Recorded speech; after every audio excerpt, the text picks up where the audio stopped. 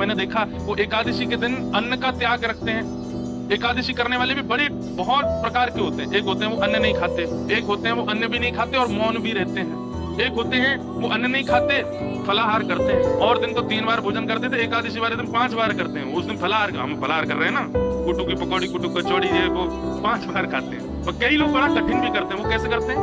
केवल सेब या अमरूद या जो भी फल वही खाएंगे, वास्तविक फलाहार करते हैं, रसोई में बनी सामग्री नहीं पाते। कई लोग ऐसे एकादशी करते हैं। और कई लोग फल भी नहीं खाते, जल भी नहीं पाते, निर्जला एकादशी करते, पूरे दिन कुछ नहीं पाते। अब लोगों को लगता है राम राम कितनी पीड़ा, पर जो करता है ना उसको उसमें सुख मिलता है। और क्षमा कीजिए, अगर ये एकादशी जो लोग करते हैं उन लोगों को बाहर जैसा लगता है कब आएगी द्वादशी, कब निकले प्रतीक्षा में रोटी, मत किया कीजिए आप। ये कोई जबरदस्ती नहीं है, ठाकुर जी कोई कह नहीं रहे आपसे करो।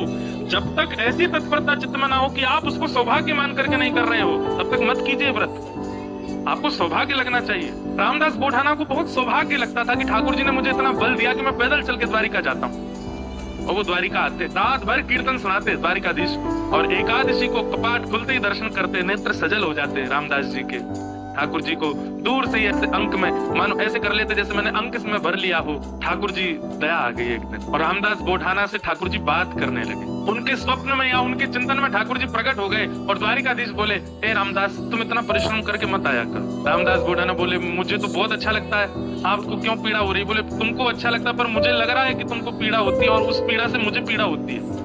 भक्त भक्ति भगवंत गुरु चतुर नाम में। जब व्यक्ति भक्ति करते करते करते करते करते करते उसकी चरम स्थिति में आ जाता है ना, तो फिर उसको मिलने वाली पीड़ा ठाकुर जी को भी अनुभव होने लगती है, उसको मिलने वाला सुख ठाकुर जी को भी अनुभव होने लगता है, उसको मिलने वाला प्रसाद ठाकुर जी पा लेते हैं। संसार में केवल कहा जाता है, लेकिन यहाँ वास्तविक होता है कि आप पाओगे पेट उनका भरेगा, ठाकुर जी पाएंगे पेट आपका भरेगा।